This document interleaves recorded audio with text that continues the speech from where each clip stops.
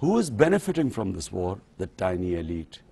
And so this sit-in was directed at the government, was telling them, tell us the truth.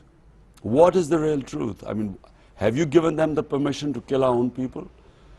And secondly, it was directed towards the Americans, that violation of a country's sovereignty is against the United Nations Charter. They are violating their own humanitarian laws. The United States, all humanitarian laws are against anyone becoming judge, jury, and executioner.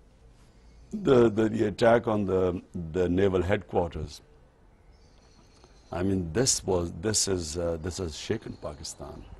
It's shaken Pakistan because there's a realization that if we keep on the path we are going, we could have a mutiny in the army, because this was clearly an inside job. Clearly, people from within the Navy or the Air Force were involved in this attack. And, you know, I've been warning against this for a while because according to all the polls taken in Pakistan, all the surveys, over 80% Pakistanis think that the US is an enemy. Why do they think of them an enemy? Because they think that US is not fighting a war against terror, it's a war against Islam. So if 80% of the population thinks like that, then if you take it to the army, surely 80% of armed personnel would also be thinking like that. And that's why it's very dangerous, because so far the attacks on General Musharraf, both were from within the army. The attack on our headquarters in Pindi, that was from an inside job. 50 of our commandos were blown up in their base, an inside job.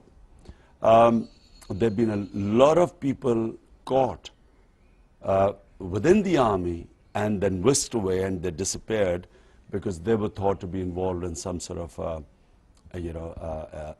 some sort of a subversion, mutiny, whatever. Now, if we keep going on this course which we have taken, it is so dangerous for Pakistan. It's dangerous for Pakistan because if anything happens within the army, the country's in real trouble, because that's the only thing that's holding the country together right now. And here is the US, people in the West saying that Pakistan could be destabilized, Pakistan nuclear assets could fall into the wrong hands. And yet all they're doing so far in Pakistan, by asking us to, pushing us to do more, now sending our troops, forcing us to go into North Waziristan, is actually destabilizing the country. So all their actions are leading to a scenario where it could possibly happen that the country could be so destabilized that the nuclear weapons could fall into the wrong hands. May 2nd took us all by shock. It was the biggest shock because here was Osama bin Laden in Pakistan, number one, shock. Number two, he was not in the tribal areas or in the wild areas, but actually in a city.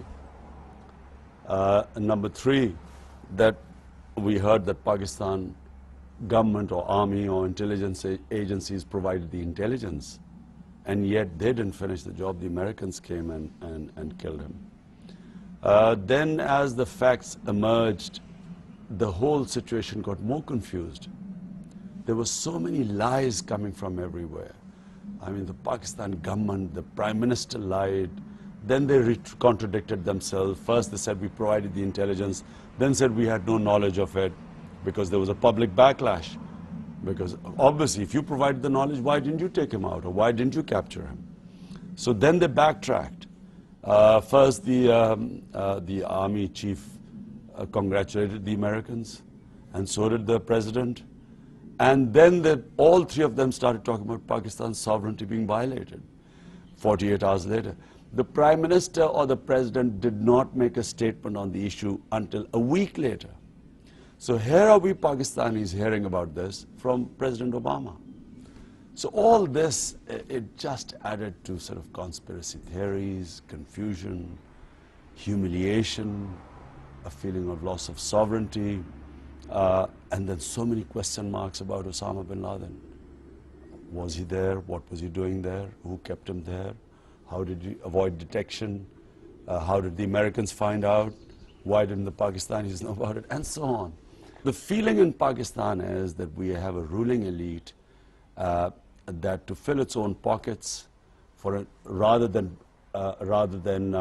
conducting reforms, which the country badly needs, rather than spending money on education, on human development, fighting corruption, setting up institutions, rule of law, what they're doing is that they're taking shortcut, taking money from the US, pretending, to be people who are fighting Islamic radicalism, or the word used, bulwark against terrorism and Islamic extremism. And they are basically, they want the situation to continue just so that the aid keeps coming, benefiting them while the country sinks. They make a lot of money. And so people feel that the time has come for a change. Say no to aid. We do not want this aid. It's destroying our country. We want to stand on our own feet, be a sovereign country, take responsibility of whatever happens within our borders. We should be a sovereign, credible, democratic government should be responsible for all terrorism from its soil, but it can only do that if it's sovereign. If it's perceived to be stooges of America, taking dollars to be a hired gun for the Americans, then all we are doing is we are fanning extremism. And this is a never-ending war which will destroy Pakistan. Well, if your prediction is right and Tehreek-e-Insaf form the next government in Pakistan, will you tell the Americans to get out? Will you tell them to stop the drone attacks? And will you tell them we don't want your aid? I think first thing has to be that no to aid. Because as I said, aid has destroyed Pakistan. A sovereign, credible government will assure the Americans that there will be no terrorism from Pakistani side. And if with Osama gone, why else should the Americans be staying there? If we give them a guarantee that you do not have to worry about terrorism from our soil, they should be happy.